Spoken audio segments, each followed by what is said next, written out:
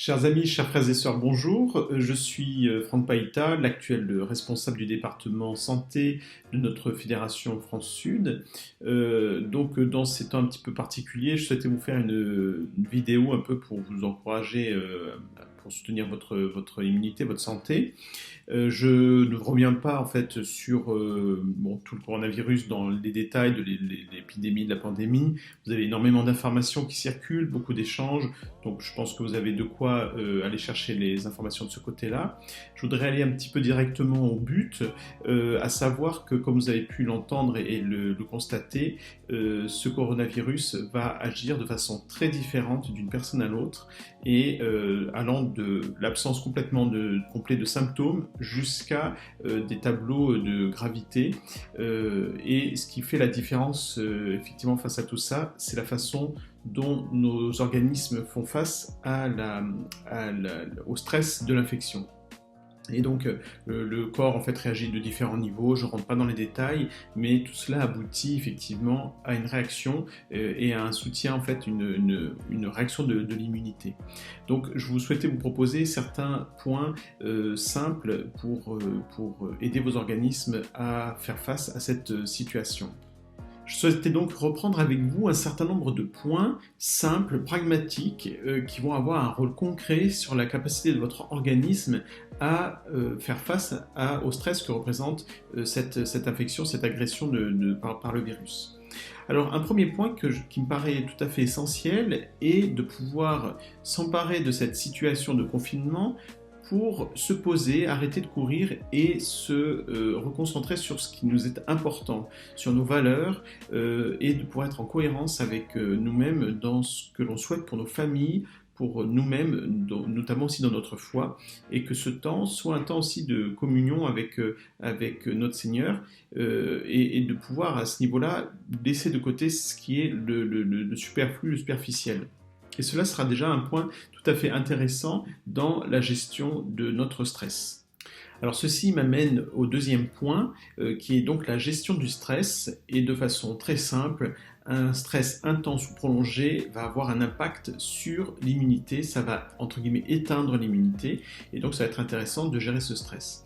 Donc là aussi des choses très simples, comme pratiquer une activité physique régulière.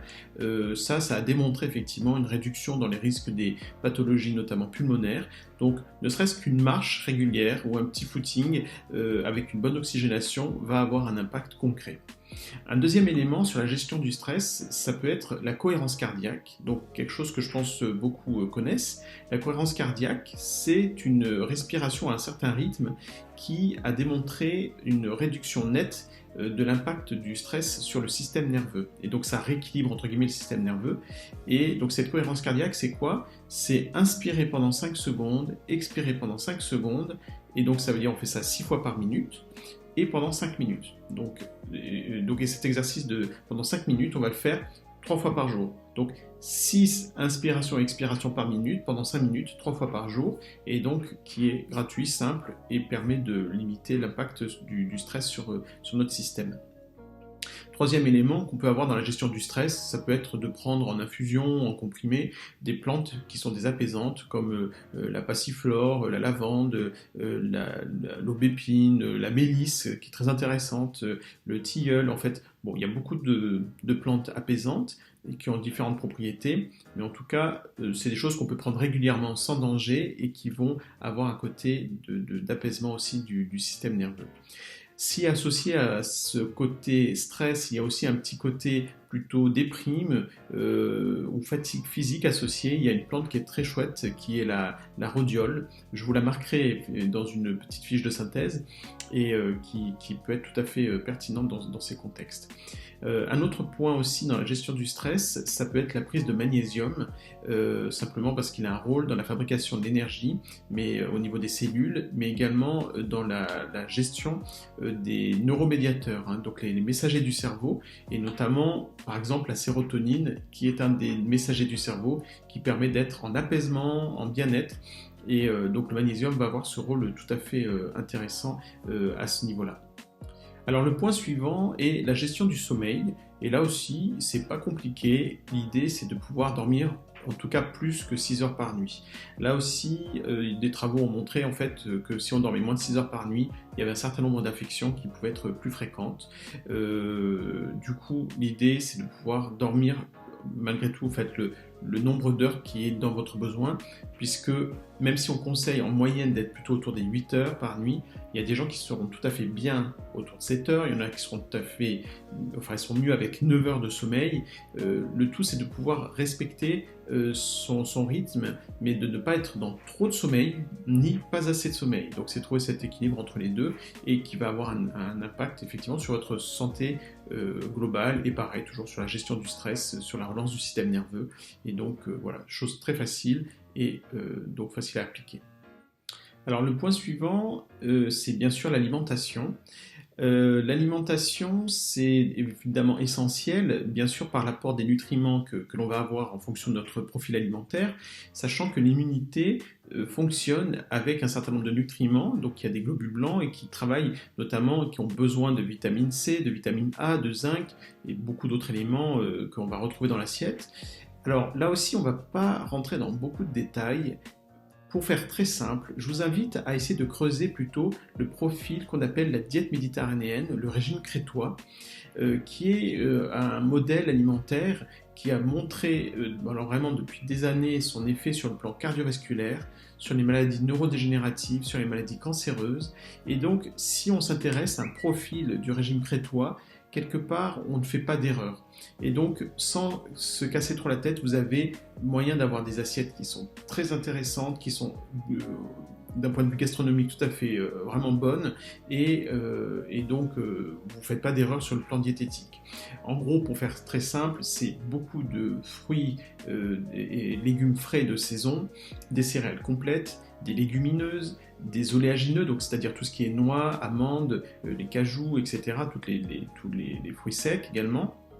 Et donc déjà tout ça comme base, et après donc suivant si on est végétarien ou pas, on va ajouter effectivement le poisson, les poissons gras, et même pour les végétariens aussi les œufs, produits laitiers aussi en quantité modérée, et donc tout ça fait une base vraiment où il n'y a pas de carence. Alors concernant donc les différents profils effectivement alimentaires, si on a fait le choix d'être plutôt végétarien et qu'il n'y a par exemple pas de poisson du tout, on fera attention notamment aux oméga 3, hein, donc sont ce qu'on appelle des acides gras qui vont avoir un impact aussi sur notre immunité, sur beaucoup de systèmes, et que on va retrouver notamment dans certaines huiles végétales. Donc ça, je vous le marquerai dans une fiche synthèse, mais également il y a d'autres formes d'oméga 3 qu'on ne retrouve que dans les poissons gras. Et donc, du coup, voilà, c'est de pouvoir être attentif à cette question. Je ne rentre pas dans les détails, je vous laisse creuser ça aussi, mais de faire attention à cet élément-là. Et donc, quand cela est mis en place, en fait, de façon naturelle, vous avez vraiment quelque chose qui est tout à fait équilibré. Alors voilà, donc une fois qu'on a mis en place tous ces points fondamentaux et simples, seulement à ce moment-là, on peut commencer à s'intéresser un petit peu à des plantes ou à des éléments de soutien spécifiquement immunitaire. Alors les points un peu de soutien plus spécifiques de l'immunité, je vais vous les marquer donc dans une fiche de synthèse, mais également, sans rentrer dans beaucoup de détails, quelque chose qui va être intéressant, ça sera pour pouvoir faire des pauses un petit peu régulièrement dans les prises de ce que vous prendrez au niveau immunitaire. Par exemple, prenez les choses pendant 3 semaines, 1 mois, et puis faites une pause d'1 semaine, et puis recommencez derrière. Donc voilà, le fait de faire des pauses, pareil pour un certain nombre de plantes ou de substances, vont permettre de garder l'efficacité de la prise. Un dernier point dont je n'ai pas parlé également, c'est la vitamine D. La vitamine D a un rôle modulateur sur l'immunité, donc qui peut aider l'immunité à ne pas être ni trop emballée, ni trop forte, ni pas assez. Et donc la vitamine D pendant les mois d'hiver, ça va être intéressant d'en prendre sous forme de gouttes ou d'ampoules, enfin bon, sous différentes formes. Mais là, à partir du moment, dans ces jours-ci, autour du mois d'avril et puis mai, on commence à pouvoir refabriquer la vitamine D à partir de l'exposition au soleil. Donc pareil, si vous avez la possibilité, 3/4 d'heure, 1 heure, de prendre un peu de soleil tous les jours, ça peut être bien. Si vous n'avez pas cette possibilité, prenez de la vitamine D, et ça aussi je vous le marque dans la fiche de synthèse. Cette vidéo touche maintenant à sa fin. Merci de l'avoir suivie et en espérant que ces quelques conseils vous aideront un petit peu à changer, à améliorer votre style de vie et puis à faire face à cette situation un peu particulière. Et moi, je vous dis à très bientôt en direct, j'espère, sans écran interposé. Voilà, que le Seigneur Jésus vous bénisse et vous accompagne et donc à très bientôt. Merci, au revoir.